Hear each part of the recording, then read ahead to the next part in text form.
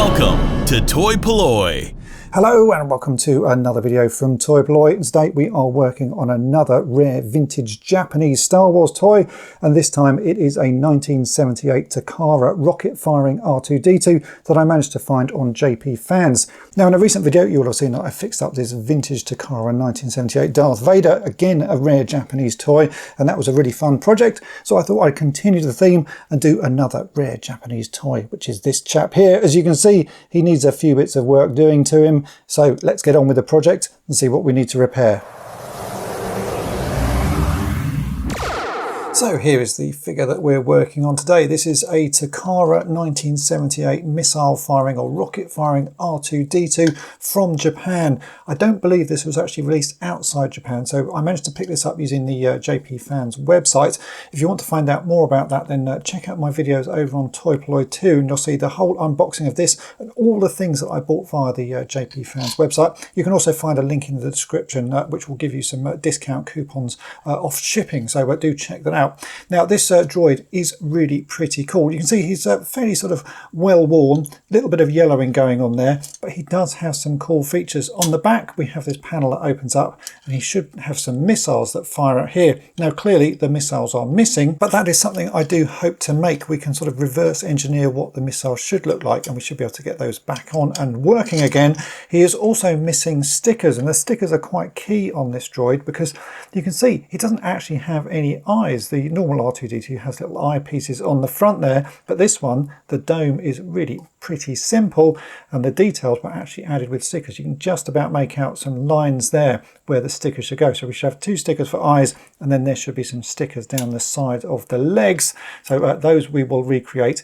He also has, I'm going to say, a sort of holographic function. It's not really a holographic function, but obviously in Star Wars, R2-D2 projects a hologram, and you see this little hole on the front. Well, that is a little sort of image viewer.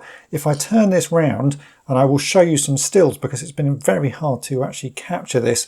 There are 8 images inside this toy, and every time you rotate the head it shows you a different image from the movie. Now as you can see, the images have faded a bit. This toy is sort of nearly 50 years old, and I'm guessing that most of the colour has actually faded from those images, so there's just a bit of red left, but you can see quite clearly that this is a sort of image viewer. I'm going to say it's not really a projector because it doesn't actually project out, and I believe you're supposed to actually look through the front of the toy to see them, but to take the photographs I was looking through the back. So what are we going to do to fix this up? As you can see, yeah, he is a bit yellowed. I'm not going to deal with the yellowing. I quite like that, and with the yellowing you can remove it obviously using some hydrogen peroxide, but it doesn't last forever and it will come back. And with this one I just want a sort of wabby-sabby restoration. I want to clean it up, I want to replace the stickers, I want to sort out some missiles to go in the back. So let's get all of those things sorted out. The first thing that we're going to do though is give this a good clean because it is pretty filthy. It's a 40, almost 50-year-old toy, and it doesn't look like it's ever been cleaned. So I'm going to use some hot soapy water and a toothbrush and just gently clean all the way around this, get all of the dirt and grime out of the sort of the details on the front, the sort of die-cast portion of the body, and also all of the bits out of the plastic, which are again pretty filthy. So let's give it a clean first, and then we'll start sorting out the missing parts and stickers.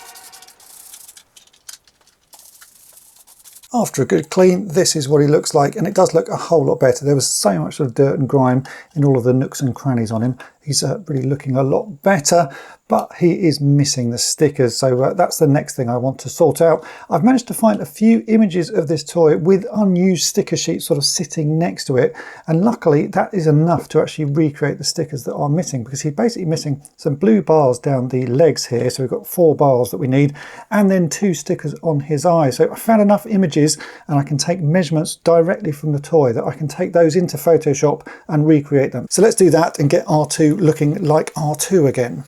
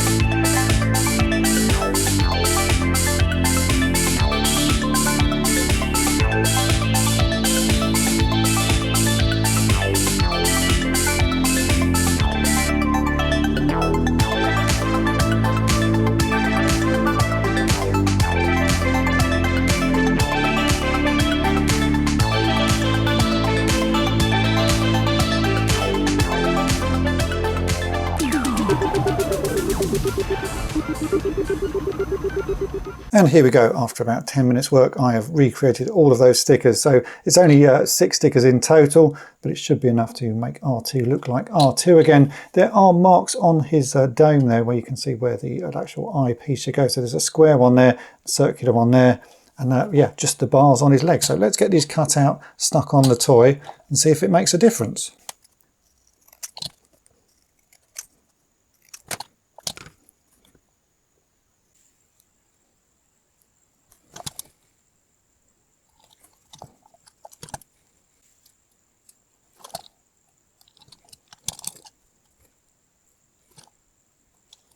The stickers are fairly simple additions, but at least it does give R2-D2 a bit of a face. So we can now see he's got both his eyes on the front, or both his lenses, and it does look a bit more like R2. I'm really sort of unsure as to why they didn't bother actually sculpting them on. Every other version of R2-D2 I've got in my collection has sculpted on eyes. It's only this version I've ever seen without them. So it is a bit of an oddity, but we have now at least given him his eyes back, and as you can see, we've got some blue stripes on his legs as well. Very simple stickers, but they do add a little bit of detail to him. And if I pull out his middle leg there, we can get him standing on all 3 feet. There we go. That's the first part of fixing up this vintage R2-D2. Now we have a quick update on the vintage Darth Vader that I've previously restored. So again, this is the 1978 Takara version. In the video that I did on restoring this, I made a cape out of a blow-up beach toy, but I wasn't able to find an exact scan of the actual cape, so I just made up a pattern using the reference photos that I had, and ended up with a cape that actually looked really pretty good. But since that video, I was very kindly contacted by Andrew, who very kindly sent me some images of an original cape of this figure, and he sent it with some measurements as well. So from that, I was able to make a new pattern, and this is the new pattern. So this is an exact copy of the measurements from that original cape.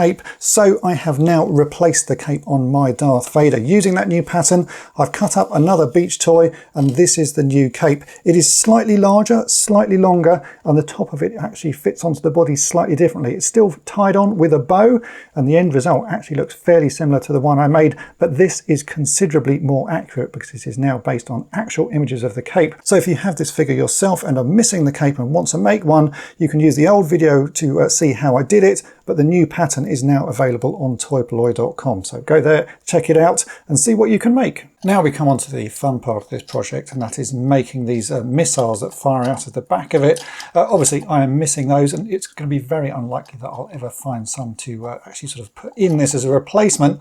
So making them is going to be the best option. And I found some images online of what the missiles look like, so we can use that as a basis as to how we're going to make them. And we're going to use 3 different bits of styrene rod. I've got here a 3mm diameter styrene rod. And if I pop that in the end of here, I can actually see that it goes through the center of a spring and then hits the actual sort of locking mechanism here.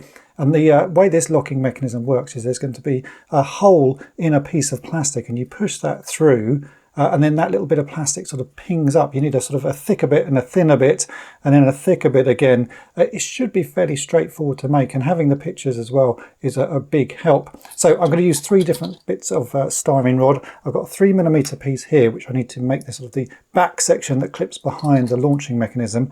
Then we need a 2mm section of rod, which we'll make a sort of thin bar of that is inserted into that sort of locking part. Then we need another piece of this 3mm rod, and then finally we need this, which is a 4mm piece of styrene rod. And the reason we need a 4mm piece is that is big enough to actually catch on the spring that's in there, but small enough to go in the hole. So I think that should work. I've not made that many missiles before, but I sort of know the principles of how most of them seem to work. So I'm just going to get sort of cutting and plastic welding. We're going to use various different sizes of drill bits. So I've got a 2mm drill bit here, which we need to drill into this first. And then I need 3mm into that, and a lot of filing and sanding and shaping. So let's make something and see if it works. If it does work, I've obviously got to make a second one.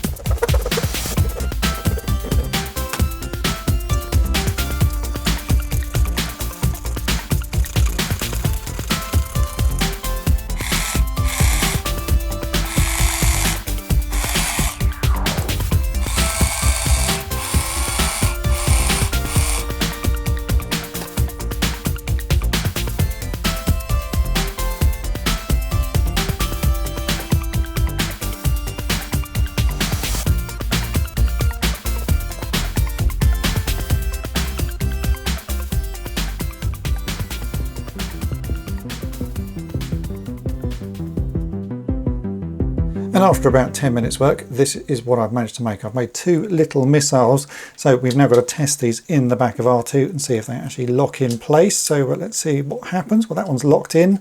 That one is locked in as well. So let's give a quick test fire. So if I press the first button, the missile fires out, and likewise on the second one. So I'm pretty happy with those. They work and they sort of look the part. They should be red though. So what I'm going to do is quickly take these out into the garage. I have a grey plastic primer, a Mr. Hobby plastic primer spray paint, which I'm going to paint on them. And then I probably have some red spray paint as well. So I'll give them a quick coat of that just to make them look like the original missiles. But I'm very pleased that these do actually work. They seem to lock in place pretty well, and you can actually fire them. So that is a really good start.